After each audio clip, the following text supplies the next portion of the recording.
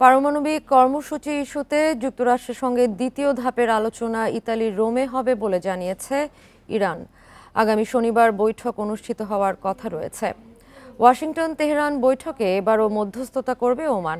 এদিকে ইরানের ইউরেনিয়াম সমৃদ্ধকরণের নীতি আপোষযোগ্য নয় বলে জানিয়েছেন দেশটির পররাষ্ট্রমন্ত্রী আব্বাস আরাগচি। এ সময় সম্ভাব্য উদ্বেগের বিষয়ে তেহরান আস্থা তৈরিতে প্রস্তুত বলেও জানান তিনি। বুধবার তেহরানে পৌঁছেছেন জাতিসংঘের পারমাণবিক পর্যবেক্ষণ সংস্থার প্রধান রাফায়েল গ্রোসি। বান্ডেল থাকলে প্রতি সেনমানিতে টাকা বাঁচবে। বিকাশ সেনমানি বান্ডেল কিনে জিতুন প্রতি লেনদেনে। আজ ইরানের প্রেসিডেন্ট মাসুদ পেজেশকিয়ানের সাথে বৈঠক করবেন তিনি। তেহরান সফরের আগে ইরান পারমাণবিক বোমা তৈরি করা থেকে খুব বেশি দূরে নেই বলে মন্তব্য করেন গ্রেসি।